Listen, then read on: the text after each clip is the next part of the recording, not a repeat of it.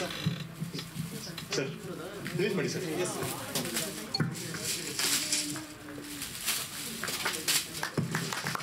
ಜೋರಾಗಿ ಚಪ್ಪಾಳೆ.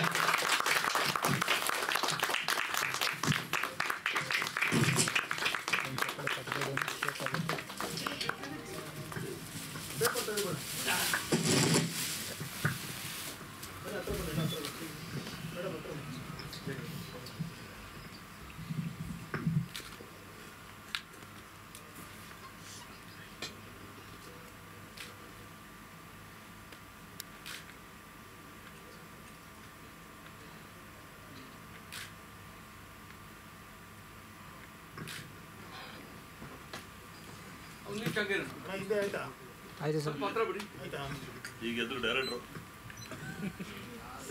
ಆಮೇಲೆ ಎಲ್ಲ ಧ್ರುವ ತಾರೆ ತಂಡದ hero heroine, music director, cameraman, anchor, ಇನ್ನಾರಪ್ಪ ಒಳ್ಳೆ ಸಿಂಗರ್, ಒಳ್ಳೆ ಸಾಂಗ್ ಆಡಿದ್ರಪ್ಪ. ಇದೊಂದು ಟೋಟ್ಲಿ ಒಂದು ಯೂತ್ ಭಾಳ ಒಂದು ಒಳ್ಳೆ ಕಾನ್ಸೆಪ್ಟ್ ಇಟ್ಕೊಂಡು ಸಿನಿಮಾ ಮಾಡೋಂಥ ಸಿನಿಮಾ. ಭಾಳ ಎಂತೂಸಿಯಸ್ಟಾಗಿ ಭಾಳ ಖುಷಿಯಿಂದ ಏನೋ ಒಂದು ಒಳ್ಳೆ ಸಿನಿಮಾ ಮಾಡಬೇಕು, ಒಳ್ಳೆ ಸಿನಿಮಾ ಚಿತ್ರರಂಗ ಕೊಡಬೇಕು ಅನ್ನೋ ಒಂದು ಉದ್ದೇಶ. ಟೆಕ್ನಿಕಲಿ ಭಾಳ ಚೆನ್ನಾಗಿ ತೆಗೆದು ಸೌಂಡ್ ಆಗಿದೆ. ನಮ್ಮ ಮ್ಯೂಸಿಕ್ ಡೈರೆಕ್ಟ್ರು ಬಿಚ್ಚುಗತ್ತಿ ಸಿನಿಮಾ ಒಂದು 2-3 ಸಿನಿಮಾ ಮಾಡಿ ಅಂತ ಹೇಳಿದ್ರು. ನಾನು ಕೂಡ ಹೊಸೊಬ್ಬರಿಗೆ ಭಾಳ ನಾನು ಎಂಕರೇಜ್ ಮಾಡಿದ್ದೀನಿ. ತಮ್ಮ ಒಂದು ಇಂಟ್ರೆಸ್ಟ್ ತೋರಿಸಿದ್ದು ನಾವು ಈ ಮ್ಯೂಸಿಕ್ ಮೇಲೆ ಹಾಕಿರೋದು ಒಂದು ಇದು ನಿಜವಾಗ್ಲೂ ಭಾಳ ಅಪ್ರಿಷಿಯೇಟ್ ಮಾಡೋಂಥದ್ದು. ನಮ್ಗೆ ಒಳ್ಳೆಯದಾಗಲಿ. ಎರಡನೇದಾಗಿ ನಮ್ಮ ಹುಡುಗಿ, ನಮ್ಮ ಕ್ಲೋಸ್ ಫ್ರೆಂಡ್ ಮಗಳು ನಮ್ಮ ಮಂಜು ಅವರು ಬಿಡ್ಲೇ ಒಂದು 15 ಸಲ ಫೋನ್ ಮಾಡ್ಯಾರ ನಿನ್ನೆಯಿಂದ, ಬೆಳಗ್ಗೆಯಿಂದ, ನಿನ್ನೆ ಮೊನ್ನೆ ಒಂದು ವಾರದಿಂದ ಬರಲೇಬೇಕು ಅಂದರೆ ನಾನು ಬಂದೇ ಬರ್ತೀನಿ. ಯಾಕಂದ್ರೆ ನನ್ನ ಆತ್ಮೀಯ ಸ್ನೇಹಿತ ನನಗೆ. ಬಾ ವೇದಿಕೆ ಬಾ, ತಂಗಿ ಮಗಳು ಹೋದಾಗೆ ನಿಂತ್ಕೊಂಡ್ಬಿಟ್ರೆ ಹಿಂದಿನೋ ಬನ್ನಿ ಸರ್, ಬನ್ನಿ. ಹಾಂ, ನಮ್ಮ ಶಂಭು ಅವರ ಮೇಲೆ ಬನ್ನಿ. ABP ಇಲ್ಲಿ ನಮ್ಮ ಮಲ್ಲಿಕಾರ್ಜುನ ರೆಡ್ಡಿ ಬಂದಿದ್ದಾರೆ. ಬಟ್ ಏನಂದರೆ ಹೊಸಬ್ರು ಮಾಡಿದಾಗ ಯಾವಾಗಲೂ ಮಾಧ್ಯಮದವರು, ಮಾಧ್ಯಮ ಮಿತ್ರರು ಕಂಟಿನ್ಯೂಸ್ ಸಪೋರ್ಟ್ ಮಾಡ್ತಾರೆ. ಕ್ವಾಲಿಟಿಗೆ ಒತ್ತು ಕೊಡುವಂಥ ಕೆಲಸ ಮಾಡಿದಾಗ ಖಂಡಿತವಾಗಿ ನಮ್ಮ ಕರ್ನಾಟಕ ಜನ ಅದು ಆದರಿಸ್ತಾರೆ. ಯಾಕಂದರೆ ಇವತ್ತು ಕನ್ನಡ ಚಿತ್ರರಂಗ ಒಂದು ಹೀರೋ ಬೇಸ್ ಇಂಡಸ್ಟ್ರಿ ಇದ್ದಾಗ ಇಂಥ ಸಂದರ್ಭಗಳಲ್ಲಿ ನೀವು ಹೊಸ ತಂಡದ ಮೇಲೆ ಬಂಡವಾಳ ಹಾಕೋದಿಲ್ಲ, ಅದು ಭಾಳ ಧೈರ್ಯ. ಆ ಧೈರ್ಯಕ್ಕೆ ಈ ಬಂಡವಾಳ ಹಾಕಿದವ್ರಿಗೆ ಒಂದು ದೊಡ್ಡ ಸಲಾಮು. ಹಾಕಿದ ಬಂಡವಾಳ ಬರಲಿ, ಮತ್ತೊಂದು 4 ಸಿನಿಮಾ ಮಾಡೋದು ಶಕ್ತಿ ಕೊಡಲಿ. ಯಾಕಂದರೆ ಸಿನಿಮಾ ರಂಗದಲ್ಲಿ ಇವತ್ತು ಹೊಸಬ್ರುಗಳ ಸಿನಿಮಾಗಳ ನಂಬರ್ ಆಫ್ ತುಂಬ ಜಾಸ್ತಿ ಆಗ್ತಾಯಿದೆ. ಅದನ್ನು ಸಾಕಷ್ಟು ಉದ್ಯಮದವರಿಗೆ ಕೆಲಸ ಕೊಡೋಂಥ ಕೆಲಸ ಮಾಡಿದ್ದಾರೆ. ಭಾಳ ಹೊಸ ಸ್ಟೈಲಲ್ಲಿ ಸ್ಟಾರ್ಟ್ ಮಾಡ್ತಾಯಿದ್ರು ಪಾಪ ನಮ್ಮ ಆ್ಯಂಕರು. ಕೊನೆ ಅದಕ್ಕೆ ಕರೆಕ್ಟಾಯ್ತು ಕಾಣುತ್ತೆ. ನಿಮ್ಮ ಮುಂದಿನ ದಿನಗಳಲ್ಲಿ ದೊಡ್ಡ ಪಡದಲ್ಲಿ ಸಿನಿಮಾ ರಿಲೀಸ್ ಮಾಡೋ ಮುಂಚೆ ಪ್ರೀ ಇವೆಂಟ್ ಮಾಡಿದಾಗ ಮಾಡಿ ಚೆನ್ನಾಗಿ ಮಾಡ್ತಾಯಿದ್ರೆ. ಅದಾದಮೇಲೆ ಸ್ವಲ್ಪ ನಮ್ಮ ಕಾರ್ಯನಿಮಿತ್ತ ನಮ್ಮ ಪತ್ರಕರ್ತರೆಲ್ಲ ಮುಂದಿನ ಇವರು ಬೆಳಗಿಂದ 5 ಮಾಡಿದಾರಂತೆ, 6ನೇದು ಹೋಗ್ಬೇಕನ್ನಲ್ಲ, 7 ಗಂಟೆ ಖುಷಿ ಸಿನಿಮಾ ಅಲ್ವಾ ಯಾವುದು, ರುಚಿ. ಅದರಿಂದ ನಾನೇ ಅರ್ಜೆಂಟಾಗಿ ಮಾಡಿಬಿಡಿ ಆಡಿಯೋ ನೀವು ಹೋಗ್ಬಿಟ್ರೆ ಇಲ್ಲ ಅರ್ಥ ಇಲ್ಲ. ಆಮೇಲೆ ಇದಕ್ಕೆ ಮಾಧ್ಯಮ ಇಲ್ಲ, ಸಿನಿಮಾ ಇಲ್ಲ. ಸಿನಿಮಾಕ್ಕೆ ತಾವು ಬಹುಮುಖ್ಯದ ಪಾತ್ರ ವಹಿಸ್ತೀರ ಅಂದರೆ ಅದರಂತೆ ಈ ಸಿನಿಮಾವು ಕೂಡ ತಾವು ಒತ್ತು ಕೊಟ್ಟು ಚಿತ್ರರಂಗದಲ್ಲಿ ಇಂಥ ಹೊಸ ತಾರೆಗಳು ಬೆಳೀಲಿ ಅಂತ ಹೇಳ್ತಾ, ಧ್ರುವ ತಾರೆ ಮತ್ತೊಮ್ಮೆ ದೊಡ್ಡ ಹಿಟ್ಟಾಗಲಿ. ಆಮೇಲೆ ಇವ್ರು ಹಾಕಿದ ಬಂಡವಾಳ ಬರಲಿ, ಡಬಲ್ ಬಂಡವಾಳ ಬಂದು ಇನ್ನೊಂದು ಸಿನಿಮಾ ಮಾಡೋದು ಶಕ್ತಿ ಕೊಡಲಿ ಅಂತ ಹಾರೈಸ್ತಾ ಮತ್ತೊಮ್ಮೆ ಇಡೀ ತಂಡಕ್ಕೆ ಒಳ್ಳೆಯದು ಹಾರೈಸಿ ನನ್ನ ಮಾತು ಕೊಡ್ತೇನೆ.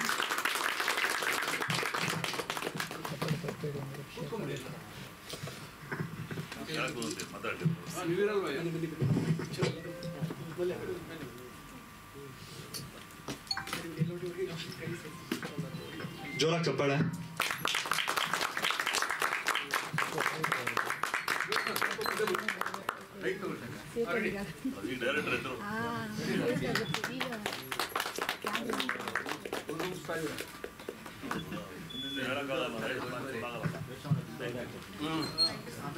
ಸರ್ ನಿಜವಾಗ್ಲೂ ಖುಷಿ ಆಗುತ್ತೆ ಈ ತರ ಹೊಸ ಸಿನಿಮಾಕ್ಕೆ ಬಂದು ನೀವು ಸಪೋರ್ಟ್ ಮಾಡ್ತಾ ಇರೋದು. Thank you so much sir.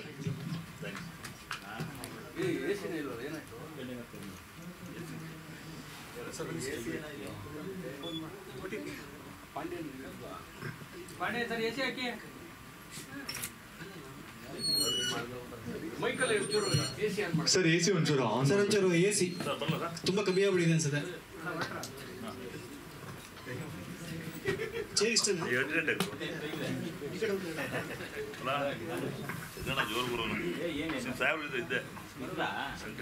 Sir thank you so much ಬಂದಿದ್ದಕ್ಕೆ ನಮ್ಮ ಧ್ರುವ ತಾರೆ ತಂಡದಿಂದ. Thank you so much.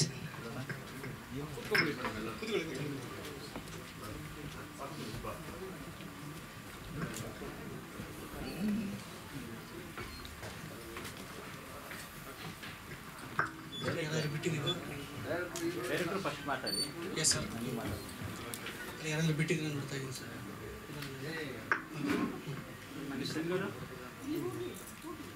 ಬನ್ನಿ sir, thank you sir, thank you sir.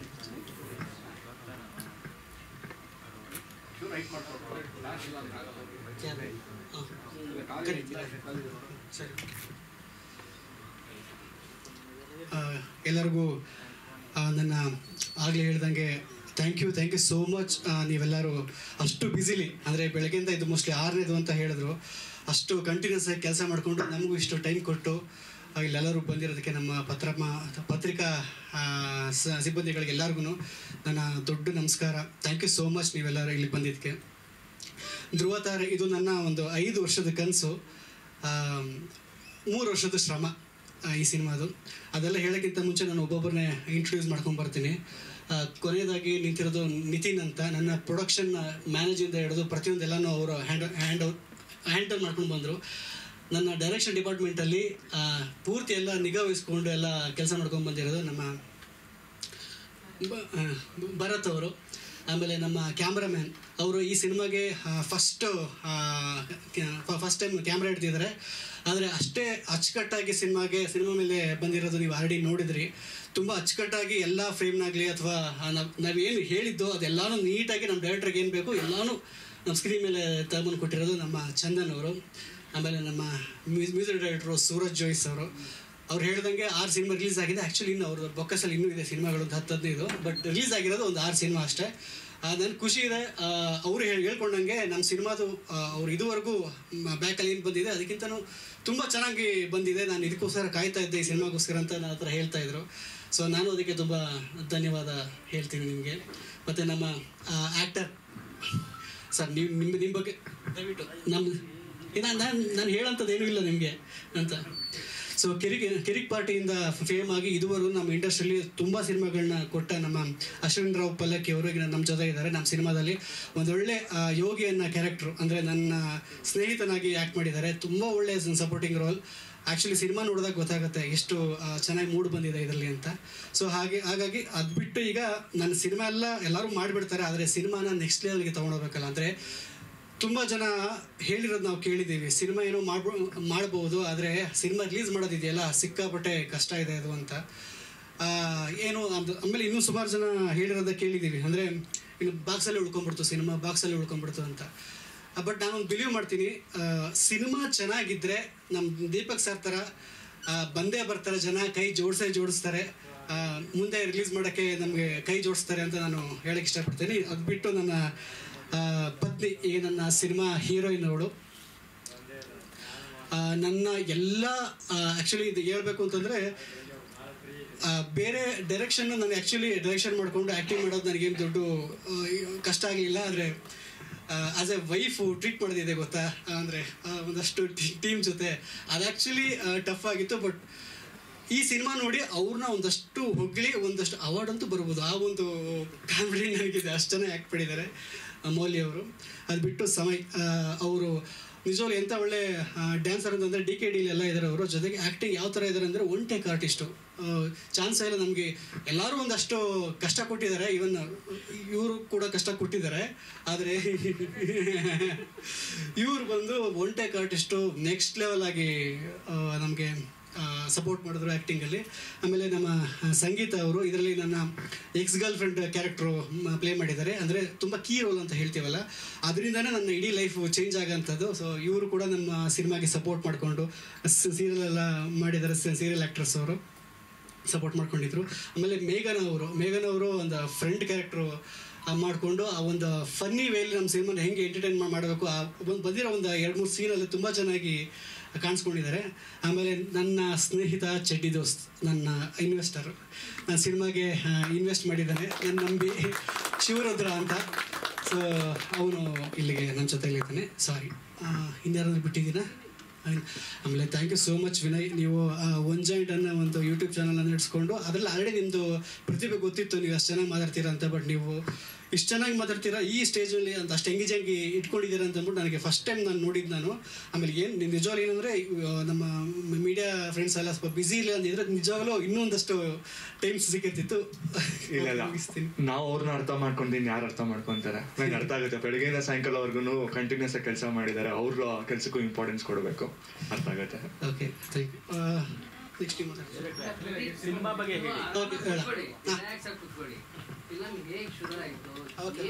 First ನಾನೇ ಮಾತಾಡ್ಬಿಡ್ಲಾ? ಹೌದಾ, ಓಕೆ ಸರಿ. ಸರ್, ಇದು ನಂದು 14 ವರ್ಷದ ಜರ್ನಿ ಈ ಸಿನಿಮಾ. ಬೇಸಿಕಲಿ ನಾನು ಮೈಸೂರು ಹುಡುಗ, ಒಂದು ಹಳ್ಳಿ ಪ್ರತಿಭೆ ಅಂತಲೇ ಹೇಳ್ಬೋದು. ಅಂದರೆ ಓದಿದ್ದೆಲ್ಲ ಒಂದು ಬೀರುಂಡಿ ಅನ್ನೋ ಒಂದು ಸ್ಕೂಲಲ್ಲಿ. ಅಲ್ಲಿಂದ ನನಗೆ ಚಿಕ್ಕ ವಯಸ್ಸಿಂದಲೂ ಡ್ರಾಯಿಂಗು ಪೇಂಟಿಂಗ್ ಅಂತೆಲ್ಲ ಸಿಕ್ಕಾಪಟ್ಟೆ ಆಸೆ. ಅದನ್ನು ಸಪೋರ್ಟ್ ಮಾಡಿಕೊಂಡು ನನಗೆ ನನ್ನ ಅಪ್ಪ ಅಮ್ಮ BFA ಅಂತ ಒಂದು ಬ್ಯಾಚುಲರ್ ಆಫ್ ಫೈನ್ ಆರ್ಟ್ ಆ ಒಂದು ಕೋರ್ಸಲ್ಲಿ ನನಗೆ ಜಾಯಿನ್ ಮಾಡಿಸಿದ್ರು. ಅಲ್ಲೇ ನನಗೆ ಏನಾದ್ರು ಸಿನಿಮಾಟೋಗ್ರಫಿ ಆಗಿರ್ಬೋದು ಅಥವಾ ಪೇಂಟಿಂಗ್ ಎಲ್ಲನೂ ಒಂದು 5 ವರ್ಷ ಕೋರ್ಸಲ್ಲಿ ಮಾಡಿಕೊಂಡು ನನಗೆ ಹೆಂಗಾದರೂ ಮಾಡಿ ನಾನು ಒಂದು ಸ್ಕ್ರೀನ್ ಮೇಲೆ ಬರಬೇಕು, ಸ್ಕ್ರೀನ್ ಮೇಲೆ ಕಾಣಿಸ್ಕೋಬೇಕು ಅನ್ನೋ ಒಂದು ಆಸೆಯಲ್ಲಿ 2008 ನನ್ನ ಶಾರ್ಟ್ ಫಿಲ್ಮ್ ಡೈರೆಕ್ಷನ್ ಮಾಡಿಕೊಂಡು ನನ್ನ ಕೆರಿಯರ್ನ ಸ್ಟಾರ್ಟ್ ಮಾಡ್ಕೊಂಡು ಬಂದೆ. ಅಲ್ಲಿಂದ ನನಗೆ ನೆಕ್ಸ್ಟ್ ಸ್ಟೆಪ್ ಕೊಟ್ಟಿದ್ದೆ ಆ ಒಂದು ಸಣ್ಣ ಪುಟ್ಟ ಅವಾರ್ಡ್ಗಳು. ಆಮೇಲೆ ನ್ಯಾಷನಲ್ ಅವಾರ್ಡ್ಸ್ ಮಿನಿ ಬಾಕ್ಸ್ ಆಫೀಸಲ್ಲಿ 4000 ಶಾರ್ಟ್ ಫಿಲ್ಮ್ಸಲ್ಲಿ 4th ಒಂದು ಬಂದಿತ್ತು ನನಗೆ. ಸೊ ಈ ಥರ ಒಂದಷ್ಟು ಅಂದರೆ ನಂದು ತುಂಬ ಲಿಸ್ಟ್ ಇದೆ ಶಾರ್ಟ್ ಫಿಲ್ಮ್ಸ್ದೆ. ಸೊ ಅಲ್ಲಿಂದ ಕೆರಿಯರ್ ನಾನು ಬಿಲ್ಡ್ ಆಗಿ ನಾನು ಬೆಂಗಳೂರಿಗೆ 2011 ಬಂದು ಗಾಂಧಿನಗರದಲ್ಲಿ ಒಂದಷ್ಟು ಪ್ರೊಡ್ಯೂಸರ್ನ ಹುಡುಕಿ ಅವ್ರ ಜೊತೆ ಎಲ್ಲ ಮಾತಾಡಿ ಅವ್ರದ್ದು ಡೇಟ್ಸ್ ತೊಗೊಂಡು ನನಗೆ ಪ್ರೊಡ್ಯೂಸ್ ಮಾಡಿ ಅಂತೆಲ್ಲ ಹೇಳಿ ಒಂದಷ್ಟು ಸೀರಿಯಲ್ಗಳಲ್ಲಿ ಅಸಿಸ್ಟೆಂಟಾಗಿ ವರ್ಕ್ ಮಾಡ್ಕೊಂಡೆಲ್ಲ ಇರಬೇಕಾದ್ರೆ ಒಂದು ಸಿನಿಮಾ ಅಂದರೆ ಒಂದು ಮಿನಿಮಮ್ ಬಜೆಟಲ್ಲಿ ಒಂದು ಸಿನಿಮಾ ಡೈರೆಕ್ಷನ್ ಅಪಾರ್ಚುನಿಟಿ ಸಿಕ್ಕಿ. ಬಟ್ ಏನಿವೆ ಅದು ಕಂಪ್ಲೀಟ್ ಆಗಲಿಲ್ಲ. ಯಾಕಂದರೆ ನಂದು ಏನೇ ನಾವು ಏನೇ ಎಕ್ಸ್ಪೀರಿಯನ್ಸ್ ಇದ್ರು ಬೇರೆ ಥರ ಶಾರ್ಟ್ ಫಿಲ್ಮ್ ಮಾಡಿಕೊಂಡು, ಬಟ್ ಸಿನಿಮಾ ಅಂತ ಬಂದಾಗ ಬೇರೆ ಥರ ಇರುತ್ತೆ. ಬಟ್ ಅವಾಗ ಅದು ವರ್ಕೌಟ್ ಆಗಲಿಲ್ಲ. ಅದು ಬಿಟ್ಟು ಹಾಗೆ ಅಂತ ಒಂದು 2-3 ವರ್ಷ ಆ್ಯಕ್ಚುಲಿ ನನಗೆ ಸತಾಯಿಸಿದ್ರು ಅಂತ ಇಂಡಸ್ಟ್ರಿಯಲ್ಲಿ ಮಾಡಿ ಅಡ್ವಾನ್ಸ್ ಕೊಟ್ಬಿಟ್ಟು 3-4 ದಿನ ಇಲ್ಲ 3-4 ತಿಂಗಳು 3-4 ವರ್ಷ ಅಂತ ಸತಾಯಿಸಿರ್ಬೇಕಾದ್ರೆ ನನ್ನ ಮನೇಲಿ ಹೇಳಿದ್ದು, ನೋಡು ಹಿಂಗೆ ಹೋಗ್ತಾ ಇದ್ರಿ ಲೈಫಲ್ಲ, ಅಟ್ಲೀಸ್ಟ್ ಏನಾದ್ರು ಒಂದು 2 ವರ್ಷ ಬೇರೆ ಕೆಲಸ ಮಾಡು, ಆಮೇಲೆ ಏನು ಬೇಕಾದ್ರೂ ಮಾಡ್ಕೊಂಡು ಹಾಳಾಗೋಗು ಅಂತ ಹೇಳಿದರು. ನಾನು ಇಲ್ಲಿ ಬಂದು ಸಿನಿಮಾ ಡೈರೆಕ್ಷನ್ಗೆ ಅಂತ ಅಂದ್ಬಿಟ್ಟು ಎಡಿಟಿಂಗ್ ಮತ್ತು VFX ಎಲ್ಲ ಕಲ್ತಿದ್ದೆ. ಆ ಬೇಸ್ ಮೇಲೆ ಒಂದು 2 ವರ್ಷ ಗಿರ್ನರ್ ಸಾಫ್ಟ್ ಅನ್ನೋ ಒಂದು ಕಂಪ್ನಿಯಲ್ಲಿ ಕೆಲಸ ಮಾಡಿದೆ. ಕೆಲಸ ಮಾಡ್ತಾ ಆ್ಯಕ್ಚುಲಿ ನಂದು ಲೈಫ್ ಹೆಂಗೆ ಹೋಗ್ತಾ ಇತ್ತು ಅಂದರೆ, ಓಕೆ ಇನ್ನೇನು ಚೆನ್ನಾಗಿತ್ತಲ್ಲ, ಒಳ್ಳೆ ಸಂಬಳ, ವೀಕೆಂಡ್ ಆಯಿತು ಅಂತಂದರೆ ಪಾರ್ಟಿ, ಓಕೆ ಫ್ಲೈಟಲ್ಲಿ ಹೋಗೋ ಅಲ್ಲಿ ಡೆಲ್ಲಿ, ಮುಂಬೈ ಮತ್ತು ಆ ಕಡೆ ಎಲ್ಲ ಹೋಗಿ ಬೇರೆ ಟೀಚ್ ಮಾಡು, ಆ ಥರ ಎಲ್ಲ ಚೆನ್ನಾಗಿತ್ತು ಲೈಫು. ಆದರೆ ಇಂಡಸ್ಟ್ರಿದು ಆ ಒಂದು ಚಟ ಇರುತ್ತಲ್ಲ ಯಾವಾಗಲೂ, ಅಂದರೆ ಒಂದು ಸತಿ ಅದ್ರೊಳಗಡೆ ಇದ್ದರೆ ಮತ್ತೆ ಅದು ಮಾಡ್ತಾ ಇರಬೇಕು ಅಂತ. ಸೊ ಒಂದಷ್ಟು ದಿನ ಇದ್ದು ಕಂಫರ್ಟಬಲ್ ಆಗಿರಬೇಕಾದ್ರೆ ಒಂದು ಸತಿ ಯೋಚನೆ ಮಾಡಿದೆ, ಏನು ಮಾಡ್ತಾಯಿದ್ದೀನಿ ನಾನು, ಬರೀ ಆ ಸಂಬಳನ ಬರೀ ಇಷ್ಟನ ನನ್ನ ಲೈಫು ಅಂತ ಅಂದ್ಕೊಂಡಿರ್ಬೇಕಾದ್ರೆ ಇಲ್ಲ, ಮತ್ತೆ ನಾನು ಇಂಡಸ್ಟ್ರಿಗೆ ಬರಬೇಕು, ಕೆಲಸ ಮಾಡಬೇಕು ಅಂತ 2017 ರಿಸೈನ್ ಮಾಡಿ ಓಕೆ ಏನಾದರೂ ಮಾಡೋಣ ಅಂತ ಕಾಯ್ತಾ ಇರಬೇಕಾದ್ರೆ ನನಗೆ ಗಿರೀಶ್ ಅಂತ ಅಂದ್ಬಿಟ್ಟು ಒಂದು ಕತೆ ಹೇಳ ಸಿನಿಮಾ ಅವರು ಡೈರೆಕ್ಟ್ರು ಬಂದು ಪರಿಚಯ ಆದರು. ಆ ಸಿನಿಮಾದಲ್ಲಿ ನಾನು ಒನ್ ಆಫ್ ದ ಲೀಡ್, ಆಮೇಲೆ ಎಡಿಟಿಂಗು VFX ಮತ್ತು ಕಂಪ್ಲೀಟ್ ಪೋಸ್ಟ್ ಪ್ರೊಡಕ್ಷನ್ ಎಲ್ಲ ನಾನೇ ವಹಿಸ್ಕೊಂಡು ಮಾಡಿದ್ದೆ. ಆ ಟೈಮಲ್ಲಿ ಆ ಸಿನಿಮಾ ಆ್ಯಕ್ಚುಲಿ ಆ ಟೈಮ್ಗೆ ಒಳ್ಳೆ ಔಟ್ಪುಟ್ ಬಂದಿತ್ತದು. ಆಮೇಲೆ ಅದು ನಮ್ಮ ಝೀಗೆ ಸೇಲ್ ಆಯಿತು ಆ ಸಿನಿಮಾ, ಎಲ್ಲ ಆಗಿ ಓಕೆ ಸೆಟ್ಲ್ ಆಯಿತು. ಓಕೆ ಈ ಸಿನಿಮಾ ಒಬ್ಬ ಒಳ್ಳೆ ಆ್ಯಕ್ಟ್ರು ಬಂದ ಅಂತಂದು ಒಂದು 4 ಸಿನಿಮಾ ಅಡ್ವಾನ್ಸು ಆಯಿತು. ಅಡ್ವಾನ್ಸ್ ಆಗಿ 1-2 ಶೆಡ್ಯೂಲು ಶೂಟ್ ಆಗಿತ್ತು. ನನಗೆ ಆ ಖುಷಿಲಿ ನಾನು ಬಂದ್ಬಿಟ್ಟೆ, ಏನೋ ಹೀರೋ ಆಗೋದೆ ನಾನು ಸಿನಿಮಾದಲ್ಲಿ ಅಂತೆಲ್ಲ ಅಂದ್ಕೊಂಡಿರೋ ಟೈಮಲ್ಲಿ ಕೊರೋನಾ ಅನ್ನೋ ಒಂದು ದೊಡ್ಡ ಅಲೆ ಬಂದು ನನ್ನ ಮತ್ತೆ ಬ್ಯಾಕ್ಗೆ ಸುತ್ತಿ ಹಿಂದೆ ಎಳೆದ್ಬಿಡ್ತು. ಈಗೇನು ಮಾಡೋದು ಏನು ಗೊತ್ತಾಗ್ತಿಲ್ಲ ಲೈಫಲ್ಲಿ, ಏನು ಮಾಡೋಣ ಅಂತ ಇರೋ ಟೈಮಲ್ಲಿ ಒಂದು ವರ್ಷ 2 ವರ್ಷ ಹಾಗೆ ಹೋಗ್ತಾ ಇತ್ತು. ಆ ಟೈಮಲ್ಲಿ ನಮ್ಮ ಮನೆಯವರು ಸೇಮ್ ಹಾಗೆ ಏನಾದ್ರು ಮಾಡ್ಕೊಂಡಿದ್ದಾಗ ಅಟ್ಲೀಸ್ಟ್ ಒಂದು ಮದುವೆ ಆಗ್ಬಿಡು ಅಂತ. ಸೊ ಅವಾಗ ನನ್ನ ಮೌಲ್ಯ ಅವ್ರನ್ನ ಪರಿಚಯ ಆಗಿ ಮೌಲ್ಯ ಅವ್ರನ್ನ ಮದುವೆ ಆದೆ. ಆ ಟೈಮಲ್ಲಿ ಇನ್ನೂ ಕೊರೋನಾದಲ್ಲೇ ಇತ್ತು, ಇನ್ನು ಇಂಡಸ್ಟ್ರಿ ನಮ್ಮ ಥಿಯೇಟರ್ಗಳೆಲ್ಲ ಓಪನ್ನೇ ಆಗ್ತಾಯಿಲ್ಲ, ಇಲ್ಲ ಲೈಫ್ ಇಷ್ಟ ಇನ್ನೇನು ನನ್ನ ಲೈಫಲ್ಲಿ ಹೆಂಗೆ ಮುಗಿದಾಯಿತು ಅನ್ನೋ ಟೈಮಲ್ಲಿ ಸೋಷಿಯಲ್ ಮೀಡಿಯಾ ಆಗ್ತಾನೆ ಟ್ರೆಂಡ್ ಆಗ್ತಾ ಇತ್ತು. ಆವಾಗ ಸರಿ ಯಾವುದಕ್ಕೆ ಇರಲಿ ಅಂತ ಮದುವೆ ಡ್ರೆಸ್ಸಲ್ಲಿ ಒಂದು ವಿಡಿಯೋ ಮಾಡಿದ್ದು, ಅದು ಫಿಸಿಕಲ್ ಫಿಟ್ ಅಂತ. ಅದು ಆಲ್ಮೋಸ್ಟ್ ಒಂದು ಎಲ್ಲ ಪ್ಲಾಟ್ಫಾರ್ಮಲ್ಲಿ ಸೇರಿ 680 ಮಿಲಿಯನ್ ವ್ಯೂಸ್ ಹೋಗಿತ್ತು. ಅದು ನನಗೆ ಆವಾಗಲೂ ಶಾಕ್, ಅಯ್ಯೋ ನಾನು ಸುಮ್ಮನೆ ಅದು ಒಂದು ವಿಡಿಯೋ ಮಾಡಿ ಏನಿದು ನಾನು ಈ ರೂಟಲ್ಲಿ ಕರ್ಕೊಂಡು ಹೋಗ್ತಾ ಇದೆ ಅಂತ. ಅಲ್ಲಿಂದ ನಮ್ದು ಲಾಕ್ಡೌನ್ ಓಪನ್ ಆಗೋವರೆಗೂ ಸುಮ್ಮನೆ ಜಸ್ಟ್ ನಾವಿಬ್ಬರು ಫ್ಯಾಮಿಲಿ ಕಂಟೆಂಟ್ ಓರಿಯೆಂಟೆಡ್ ಯೂಟ್ಯೂಬಲ್ಲಿ ಮತ್ತು ಇನ್ಸ್ಟಾಗ್ರಾಮಲ್ಲೆಲ್ಲ ವೀಡಿಯೋಸ್ಗಳನ್ನ ಮಾಡ್ತಾಯಿತ್ತು. ಜನ ಅದನ್ನ ಇಷ್ಟಪಟ್ಟರು, ತಗೊಂಡ್ರು. ಯೂಟ್ಯೂಬಲ್ಲಿ ಒಳ್ಳೆ ರೀಚ್ ಇತ್ತು. ಯೂಟ್ಯೂಬಲ್ಲಿ ಆಗಿರ್ಬೋದು, ಇನ್ಸ್ಟಾಗ್ರಾಮಲ್ಲಿ ಆಗಿರ್ಬೋದು. ನನಗೆ ಬೇರೆ ಸಪ್ರೇಟ್ ಅಕೌಂಟು, ಇವಳು ಬೇರೆ ಸಪ್ರೇಟ್ ಅಕೌಂಟ್. ಆ ಥರ ಒಂದಷ್ಟೇ ರೀಚ್ ಆಗಿರೋ ಟೈಮಲ್ಲಿ ಮತ್ತು ಅದೇ ಥರ ಅಂದರೆ ಏನು ಇಷ್ಟಕ್ಕೆ ಲೈಫಾ, ನೀನು ಏನಕ್ಕೆ ಬಂದಿತ್ತು, ನೀನು ಸಿನಿಮಾ ಮಾಡೋಕ್ಕೆ ತಾನೇ ಬಂದಿದ್ದು ಅಂತ ಅಂದು ಆ ಟೈಮಲ್ಲಿ ಆ್ಯಕ್ಚುಲಿ ಶುರು ಮಾಡಿದ್ದೆ. ಅವಾಗ ಇವರು ಹೀರೋಯಿನ್ ಇರಲಿಲ್ಲ. ನಾನು ಮತ್ತು ಸೂರಜ್ ಅವರು ಪ್ಲಾನ್ ಮಾಡಿಕೊಂಡು ಸಾಂಗ್ಸ್ ಎಲ್ಲ ಕಂಪೋಸ್ ಮಾಡಿಕೊಂಡು ಅಂದರೆ ಈ ಟೈಮಲ್ಲಿ ಅಂದರೆ ಕೊರೋನಾ ಟೈಮಲ್ಲಿ ಮಾಡಿ ಇಟ್ಕೊಂಡಿದ್ದು. ಹೀರೋಯಿನ್ ಎಲ್ಲ ಹುಡುಕ್ತಾ ಇರೋ ಟೈಮಲ್ಲಿ ಇವರು ಸಪೋರ್ಟ್ ಮಾಡ್ತಾಯಿದ್ದಾರೆ ಆ್ಯಕ್ಚುಲಿ ನನಗೆ. ಆವಾಗ ಇವರು ಒಂದೆರಡು ಡೈಲಾಗ್ ಹೇಳಿದ್ರು. ನನಗೆ ಸುಮಾರು ಜನ ಆಡಿಷನ್ ಮಾಡಿದಾಗ ನನಗೆ ಆ ಫೀಲ್ ಸಿಗ್ತಾ ಇರಲಿಲ್ಲ. ಅಂತ ಏನಂತಂದ್ರೆ ತುಂಬ ಕ್ಲೋಸ್ ಸೀನ್ ಇದೆ. ಅಂದರೆ ಗಂಡ ಹೆಂಡತಿ ಅಂತಂದ್ರೆ ಆ ಹೆಂಡತಿ ಮಧ್ಯೆನೇ ಇರೋಂಥ ಒಂದು ಸೀನ್ಗಳು ಬೇಕಾಗಿತ್ತು. ಅಂದರೆ ಎಲ್ಲೋ ಹೋದ್ರು ಆ ಒಂದು ಕಂಫರ್ಟಬಲ್ ನನಗೂ ಸಿಗ್ತಾ ಇರಲಿಲ್ಲ, ಇವನ್ ಅವ್ರಿಗೂ ಸಿಗ್ತಾ ಇರಲಿಲ್ಲ. ಆ ಒಂದೆರಡು ಸೀನ್ಗಳನ್ನ ಇವ್ರ ಜೊತೆ ಆ್ಯಕ್ಟ್ ಮಾಡಿದಾಗ ನನಗಂತೂ ಈ ಸಿನಿಮಾಗೆ ಏನು ಬೇಕು ಅದನ್ನು ಕಂಪ್ಲೀಟಾಗಿ 100% ಕೊಡ್ತಾರೆ ಅನ್ನೋ ನಂಬಿಕೆ ಮೇಲೆ ಇವನ್ನ ಒಂದಷ್ಟು ದಿನ ಟ್ರೈನ್ ಮಾಡಿ ಇದನ್ನ ಶೂಟ್ ಮಾಡಿದ್ದು. ಈ ಸಿನಿಮಾ ಬಗ್ಗೆ ಹೇಳಬೇಕು ಅಂದರೆ ಇದೊಂದು ಕಂಪ್ಲೀಟ್ ಲವ್ ಡ್ರಾಮಾ. ಅಂದರೆ ಅವನೊಬ್ಬ ಲವ್ ಬ್ರೇಕಪ್ ಆಗಿರೋಂಥ ಒಬ್ಬ ಹುಡುಗ ಅವನ ಚಟದಲ್ಲಿ ಬಿದ್ದು ಅವನ ಲೈಫ್ನ ಅವನ್ನೇ ಸ್ಪಾಯ್ಲ್ ಮಾಡ್ಕೊತಾ ಇರಬೇಕಾದ್ರೆ ಆಲ್ರೆಡಿ ಲವ್ ಬ್ರೇಕಪ್ ಆಗಿರೋ ಒಂದು ಹುಡುಗಿ. ಅಂದರೆ ಅವಳು ಯಾವ ಥರ ಬ್ರೇಕಪ್ ಆಗಿರುತ್ತೆ ಅಂದರೆ ಒಂದು ಬಾಡಿ ಶೇಮಿಂಗ್. ಅಂದರೆ ನೀನು ಯಾಕೆ ಹಿಂಗಿದೆಯಾ, ನೀನು ಯಾಕೆ ಇಷ್ಟಪ್ಪ ಇದೆಯಾ, ನೀ ಏನು ಇದು ಅಪ್ಪರ್ ಲಿಪ್ಸ್ ಅನ್ನೋ ಥರ ಒಂದು ಬಾಡಿ ಶೇಮಿಂಗ್ ಮಾಡಿಸ್ಕೊಂಡು ಕೊನೆಗೆ ಇಲ್ಲ ನಾನು ನಿನ್ನ ಜೊತೆ ಬಾಳೋದು ಬೇಡ ಅಂತ ಅವನ ಹತ್ರ ಬ್ರೇಕಪ್ ಮಾಡ್ಕೊಂಡು ಸಪ್ರೇಟ್ ಆಗಿರೋ ಒಂದು ಹುಡುಗಿ. ಸೊ ಆಲ್ರೆಡಿ ಇಬ್ಬರು ಬ್ರೇಕಪ್ ಆಗಿರುತ್ತೆ. ಅವರಿಬ್ಬರು ಒಟ್ಟಿಗೆ ಸೇರಿ ಅಂದರೆ ಫ್ರೆಂಡ್ಸ್ ಆಗಿ, ಫ್ರೆಂಡು ಲವ್ ಆಗಿ, ಮದುವೆ ಆದಮೇಲೆ ಏನಾಗುತ್ತೆ ಅನ್ನೋದು ಆ ಒಂದು ಸ್ಟೋರಿ ಲೈನು. ಇದರಲ್ಲಿ ಏನಂತಂದರೆ ಕಂಪ್ಲೀಟ್ ಈಗಿನ ಟ್ರೆಂಡ್ಗೆ ಬೇಕಾಗಿರೋಂಥ ಆ ಒಂದು ಈಗ ಎಕ್ಸಾಂಪಲ್ ಏನಂತಂದರೆ ಇನ್ಸ್ಟಾಗ್ರಾಮಲ್ಲಿ ಈಗ ಆಲ್ಮೋಸ್ಟ್ ಇನ್ಸ್ಟಾಗ್ರಾಮ್ ಸೋಷಿಯಲ್ ಮೀಡಿಯಾ ಅನ್ನೋದು ಸಿಕ್ಕಾಪಟ್ಟೆ ಎಲ್ಲ ಕಡೆನೂ ಟ್ರೆಂಡು ಫೇಮಸ್ ಆಗಿದೆ. ಅದರಲ್ಲಿರೋ ಲವ್ಗಳು ಅಂದರೆ ಸುಮ್ಮನೆ ಅವ್ರಿಗೆ ಏನಾದರೂ ಮಾತಾಡಬೇಕು ಅಂತ ಸರಿ ಟೆಕ್ಸ್ಟ್ ಮಾಡೋದು, ಹಲೋ ಅಂತ ಅನ್ನೋದು, ಐ ಲವ್ ಯು ಅಂತ ಅನ್ನೋದು ಸುಮ್ಮನೆ. ಅಂದರೆ ಒಂದು ಪೋಲಿಗಳು ಎಲ್ಲರೂ ಇರ್ತಾರಲ್ಲ ಆ ಥರ ಪೋಲಿ ಕ್ಯಾರೆಕ್ಟ್ರು ನಂದು actually hero Parivartan character.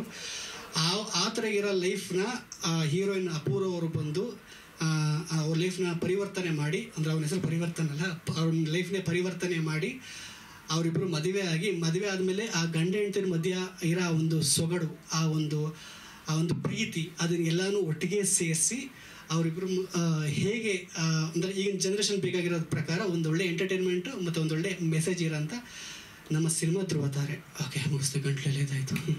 Okay, thank you so much. ಹಾಂ, ಏನು ಧ್ರುವತಾರೆ ಅಂತ ಟೈಟ್ಲು ನನಗೇನಕ್ಕೆ ಬಂದಿದ್ದು ಅಂದರೆ, ಸೊ ಧ್ರುವತಾರೆ ಅನ್ನೋದು ನಮ್ಮ ನಕ್ಷತ್ರದಲ್ಲಿ ಅದೊಂದು ಸ್ಪೆಷಲ್. ಅದು ಎಷ್ಟೇ ತಾರೆಗಳೆಲ್ಲ ರೌಂಡ್ ಹೊಡಿದಾದರೂ ಅದು ನಿಂತಿದ್ದ ಜಾಗದಲ್ಲಿ ಒಂದೇ ಜಾಗದಲ್ಲಿ ನಿಂತಿರುತ್ತೆ.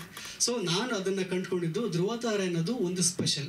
ಆ ಸ್ಪೆಷಲ್ಲು ನನ್ನ ಅಂದರೆ ಈ ಸಿನಿಮಾದಲ್ಲಿ ಆ ಹೀರೋಗೆ ಹೀರೋಯಿನ್ ಎಷ್ಟು ಸ್ಪೆಷಲ್, ಆ ಹೀರೋಯಿನ್ಗೆ ಆ ಹೀರೋ ಎಷ್ಟು ಸ್ಪೆಷಲ್ ಅಂತ.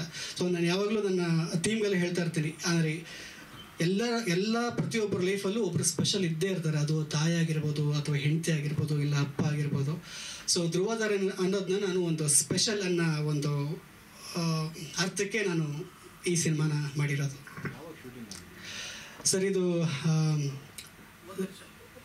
2 ವರ್ಷ ಹಿಂದೆ, 2000 ಹೌದು 2 ವರ್ಷ ಮುಂಚೆ ಶುರುವಾಗಿ ಪೋಸ್ಟ್ ಪ್ರೊಡಕ್ಷನ್ ಆಲ್ಮೋಸ್ಟ್ ಒಂದು 9 ತಿಂಗಳಾಯಿತು.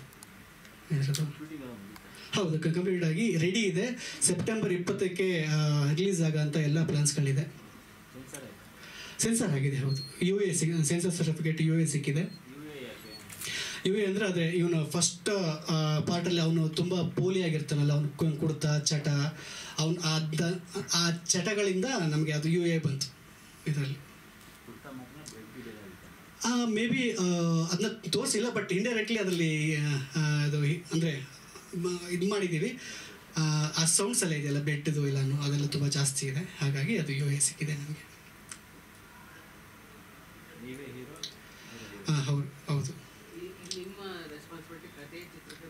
ನನ್ನ ಇದರಲ್ಲಿ ರೆಸ್ಪಾನ್ಸಿಬಿಲಿಟಿ ಏನಂತಂದರೆ ಕತೆ, ಚಿತ್ರಕಥೆ, ಲಿರಿಕ್ಸ್, ಎಡಿಟಿಂಗ್, VFX, ಇನ್ನು ಇದೆ DI, ಇನ್ನು ಇದೆ ಆ್ಯಕ್ಚುಲಿ ಲಿಸ್ಟ್ ಇದೆ. ಯಾಕಂದರೆ ಇಲ್ಲೇನಂತಂದರೆ ಇದೇನಂತಂದರೆ ಇದು ನಂದು ಎಲ್ಲ ಇಡೀ ನನ್ನ 14 ವರ್ಷದ ಎಕ್ಸ್ಪೀರಿಯನ್ಸ್ ಎಲ್ಲ ಕಂಪ್ಲೀಟ್ ಸೇರಿಸಿ ಈ ಒಂದು ಸಿನಿಮಾ ಮಾಡಿರೋದು ನಾನು. ಬಜೆಟ್ ಏನು ಸರ್? ಹೌದು, ಅದಕ್ಕೆ ಸರ್ ಕ್ವಾಲಿಟಿ ಚೆನ್ನಾಗಿತ್ತಲ್ವ ಸರ್? ಏನು ಪ್ರಾಪರ್ ಏನು ಲಾಸ್ ಆಗಿದೆ, ಹೌದು ನೀವೇ ಹ್ಯಾಂಡಲ್ ಮಾಡೋದ್ರಿಂದ ಹೌದೌದು ಸರ್, ಹೌದು. ಬಜೆಟ್ ಸಿನಿಮಾ ಆಗಿದೆ ಅಂತ. ನನಗೊಂದು ಖುಷಿ ವಿಚಾರ ಏನಂತಂದ್ರೆ ಸರ್, ನಾನು ಈ 14 ವರ್ಷ ವೇಸ್ಟ್ ಆಗಿಲ್ಲ ಅಂತ ಅನ್ಕೊಂತೀನಿ ಸರ್. ನಾನು ಏನಕ್ಕಂತಂದರೆ ಹೌದು, ಎಲ್ಲಾನು ಎಕ್ಸ್ಪೀರಿಯನ್ಸ್ ಎಲ್ಲ ಸೇರಿ ಈ ಒಂದು ಸಿನಿಮಾಗೆ ಹಾಕಿದ್ದೀನಿ ಅನ್ನೋ ಒಂದು ಖುಷಿ.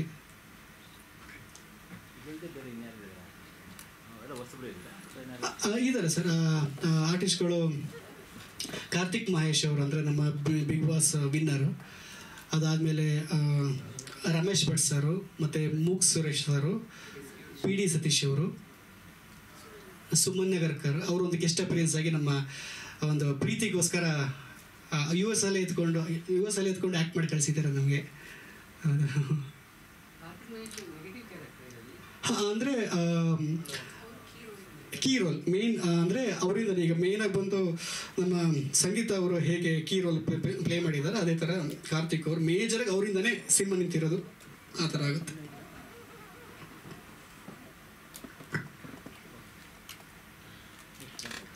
Yes sir. ಎಲ್ರಿಗೂ ನಮಸ್ಕಾರ. ಮೊದಲನೇದಾಗಿ ಮೀಡಿಯಾದವ್ರಿಗೆ ಮತ್ತು ಪತ್ರಿಕಾ ಎಲ್ರಿಗೂ ತುಂಬು ಹೃದಯದ ಧನ್ಯವಾದಗಳು. ಹಾಗೆ ನನ್ನ ಟೀಮ್ ಧ್ರುವತಾರೆ ಅವ್ರಿಗೆ ಬೆಸ್ಟ್ ವಿಶಸ್ನ ಹೇಳೋಕ್ಕೆ ಇಷ್ಟಪಡ್ತೀನಿ. ಹಾಗೆ ಅಮ್ಮ ಬಂದಿದ್ದಾರೆ, ಥ್ಯಾಂಕ್ಸ್ ಫಾರ್ ಕಮಿಂಗ್. ಮತ್ತು MN ಸುರೇಶ್ ಸರ್ ಬಂದಿದ್ದರು, ಭಾರಿ ಖುಷಿ ಆಯಿತು ನನಗೆ. ಧ್ರುವತಾರೆ ಸಿನಿಮಾ ಅನ್ನೋದು ಒಂದು ನನ್ನ ಈಗ ಒಂದು ಭಾಗದ ನನ್ನ ಜೀವನದ ಒಂದು ಭಾಗ ಆಗಿಬಿಟ್ಟಿದೆ. ಯಾಕಂದರೆ ನಾನು ಸಿನಿಮಾಗೆ ಬರ್ತೀನಿ ಅಥವಾ ಆ್ಯಕ್ಟ್ ಮಾಡ್ತೀನಿ ಅಂತ ನನಗೆ ಗೊತ್ತಿರಲಿಲ್ಲ, ಅಥವಾ ಸಿನಿಮಾದವ್ರನ್ನ ಮದುವೆ ಆಗ್ತೀನಿ ಅಂತಲೂ ನನಗೆ ಗೊತ್ತಿರಲಿಲ್ಲ. ಎಲ್ಲ ಒಂದು ಕೋಇನ್ಸಿಡೆನ್ಸ್ ಥರ. ಈ ಸಿನಿಮಾದಲ್ಲಿ ನನ್ನ ಪಾತ್ರ ಬಂದ್ಬಿಟ್ಟು ಅಪೂರ್ವ ಅಂತ ನಾನು ಪ್ಲೇ ಮಾಡ್ತೀನಿ. ಅಪೂರ್ವ ಹೇಗಪ್ಪ ಅಂತಂದರೆ ಸಿಕ್ಕಾಪಟ್ಟೆ ಇನ್ನೋಸೆಂಟ್ ಇರ್ತಾರೆ, ಆಮೇಲೆ ತುಂಬ ಕ್ಯೂರಿಯಸ್ ಇರುವಂತಹ ಒಂದು ಹುಡುಗಿ. ಹಾಗೆ ಅವರು ಫಿಟ್ನೆಸ್ ಟ್ರೈನರ್ ಆಗಿ ಕೆಲಸ ಮಾಡ್ತಿರ್ತಾರೆ. ಹಾಗೆ ಡಾನ್ಸ್ ಅಂದರೆ ತುಂಬ ಇಷ್ಟ ಇರುತ್ತೆ. ಅದು ಡಾನ್ಸ್ ಹೇಗೆ ಫಿಟ್ನೆಸ್ ಟ್ರೈನರ್ ಆಗಿ ಆ ಜರ್ನಿ ಸ್ಟಾರ್ಟ್ ಆಗುತ್ತೆ ಅದನ್ನೆಲ್ಲನೂ ತೋರಿಸ್ತಾರೆ. ಹಾಗೆ ಒಂದು ಈಗ ಹುಡುಗರಿಗೆಲ್ರಿಗೂ ಆಗುತ್ತೆ ಬಾಡಿ ಶೇಮಿಂಗ್ ಆಗಿರ್ಬೋದು, ಈ ಥರದ್ದೆಲ್ಲ ಎಲ್ಲರೂ ನಮಗೆ ಗೊತ್ತಿಲ್ದಿರಂಗೆ ಅನುಭವಿಸ್ತಾ ಇರ್ತಾರೆ, ಅಂದರೆ ಒಂದು ಪರದೆ ಹಿಂದೆ ಥರ. ಸೊ ಅದನ್ನು ನಾನು ನನ್ನ ಕಥೆಯಲ್ಲಿ ಅಪೂರ್ವ ಅನ್ನೋ ಒಂದು ಕ್ಯಾರೆಕ್ಟ್ರು ಚೆನ್ನಾಗಿ ತೋರಿಸ್ಕೊಟ್ಟಿದ್ದಾರೆ. ಪ್ರತೀಕ್ ಅವ್ರು ಚೆನ್ನಾಗಿ ಬರೆದಿದ್ದಾರೆ. ಅದನ್ನು ಎಲ್ಲರೂ ಕನೆಕ್ಟ್ ಆಗ್ತಾರೆ, ಅಂದರೆ ಗೊತ್ತಿಲ್ಲದೆ ನಾವು ಆ ಒಂದು ಕ್ಯಾರೆಕ್ಟರ್ಗೆ ಕನೆಕ್ಟ್ ಆಗ್ತೀವಿ. ಅಪೂರ್ವ ಕ್ಯಾರೆಕ್ಟರ್ ಹೀಗಿರುತ್ತೆ, ಒಂದು ಸಿಂಗಲ್ ಮದರಿಂಗಲ್ಲಿ ಬೆಳೆದಿರುವಂತಹ ಒಂದು ಹುಡುಗಿ. ಅದ್ರ ಜೊತೆಗೆ ಒಂದು ಪ್ರೀತಿ ಮೇಲೆ ಒಂದಷ್ಟು ಅಯ್ಯೋ ಬೇಸತ್ತು ಹೋಗಿ ಸಾಕಪ್ಪ ಲೈಫು ಅಂತ ಒಂದು ಜರ್ನಿ ನಡೆಸ್ಕೊಂಡು ಹೋಗ್ತಾ ಇರುವಾಗ ಪರಿವರ್ತನನ್ನು ಒಂದು ಕ್ಯಾರೆಕ್ಟ್ರು ಭೇಟಿಯಾಗಿ ಸ್ನೇಹ ಮದುವೆ ಆದಮೇಲೆ ಏನಾಗುತ್ತೆ ಅನ್ನೋದೇ ಸಿನಿಮಾದಲ್ಲಿ ಕಥೆಯಲ್ಲಿ ತೋರಿಸ್ತಾರೆ. ಮೊದಲನೇದಾಗಿ ನನ್ನ ಟೀಮ್ ಎಲ್ರಿಗೂ ಥ್ಯಾಂಕ್ಸ್ ಹೇಳ್ತೀನಿ, ತುಂಬ ಚೆನ್ನಾಗಿ ಸಪೋರ್ಟ್ ಮಾಡಿದ್ದಾರೆ. ಹಾಗೆ ಪ್ರತೀಕ್ ಅವ್ರಿಗೆ ನಾನು ತುಂಬ ಥ್ಯಾಂಕ್ಸ್ ಹೇಳಬೇಕು. ಯಾಕಂದರೆ ನಾಟ್ ಬಿಕಾಸ್ ಹೆಂಡತಿ ಅಂತ ಅವ್ರು ಯಾವಾಗೂ ಏನು ಹೇಳ್ತಾರೆ ನನ್ನ ಕ್ಯಾರೆಕ್ಟರ್ಗೆ ತಗೊಂಡಿಲ್ಲ, ಮತ್ತು ಅವರ ಕೆಲಸದಲ್ಲಿ ಸಿಕ್ಕಾಪಟ್ಟೆ ಹಾನೆಸ್ಟಾಗಿ ವರ್ಕ್ ಮಾಡ್ತಾರೆ. ನನಗೆ ಆ್ಯಕ್ಚುಲಿ ಮದುವೆ ಆಗೋದಕ್ಕೆ ಅದೊಂದೇ ರೀಸನ್ನು. ನಾವೆಲ್ಲರೂ ಏನು ಹೇಳ್ತಾರೆ ಚಿಕ್ಕವರಿರುವಾಗ ಡಾಕ್ಟರ್ ಆಗಬೇಕು, ಇಂಜಿನಿಯರಿಂಗ್ ಆಗಬೇಕು, ಆ ಥರ ಚೇಂಜ್ ಮಾಡ್ಕೊತ ಹೋಗ್ತೀವಿ. ಆದರೆ ಪ್ರತೀಕ್ ಅವರು ಚಿಕ್ಕವರಿಂದ ನಾನು ಸಿನಿಮಾನೇ ಮಾಡ್ತೀನಿ, ಸಿನಿಮಾದಲ್ಲೇ ಬದುಕ್ತೀನಿ ಅಂತ ಹೇಳಿ ನಂಗೆ ಅದೊಂದು ಮೇಜರ್ ಒಂದು ರೀಸನ್. ಅದು ನಾನು ಆ ಕನ್ಸಿಸ್ಟೆನ್ಸಿ, ಆ ಕಾನ್ಸ್ಟೆಂಟ್ ಇದೆ ಅಲ್ಲ, ಅದು ನನಗೆ ತುಂಬ ಖುಷಿ ಆಗುತ್ತೆ ಪ್ರತೀಕ್ ಅವರಲ್ಲಿ. ಮತ್ತು ಸಿಕ್ಕಾಪಟ್ಟೆ ಹಾರ್ಡ್ ವರ್ಕ್ ಮಾಡಿದ್ದಾರೆ. And thank you so much ನನಗೆ ಅಪೂರ್ವ ಅನ್ನೋ ಕ್ಯಾರೆಕ್ಟರ್ನ ಕೊಟ್ಟಿದ್ದಕ್ಕೆ. Thank you. ಇಲ್ಲ, ಇತ್ತು. ಬೇಸಿಕಲಿ ಏನಂತಂದರೆ ನಾನು ಡಾನ್ಸರ್. ಈ ಒಂದು ಅಪೂರ್ವ ಅನ್ನೋ ಒಂದು ಕ್ಯಾರೆಕ್ಟರ್ ಏನಿದೆ ಅದು ನನಗೆ ತುಂಬ ಕನೆಕ್ಟಿಂಗ್ ಆಗಿದೆ. ನಾನು ಕೂಡ ನಿಜ ಜೀವನದಲ್ಲಿ ಫಿಟ್ನೆಸ್ ಟ್ರೈನರು. ಸೊ ಆ ಪಾತ್ರ ಮಾಡೋದಕ್ಕೆ ನನಗೆ ಅಷ್ಟು ಕಷ್ಟ ಆಗಿಲ್ಲ, ಯಾಕಂದರೆ ನನ್ನ ಒಂದು ಕ್ಯಾರೆಕ್ಟ್ರು ಮತ್ತು ಅಪೂರ್ವ ಕ್ಯಾರೆಕ್ಟ್ರು ತುಂಬ ಸಿಮಿಲರ್ ಆಗಿತ್ತು. ಹಾಗಾಗಿ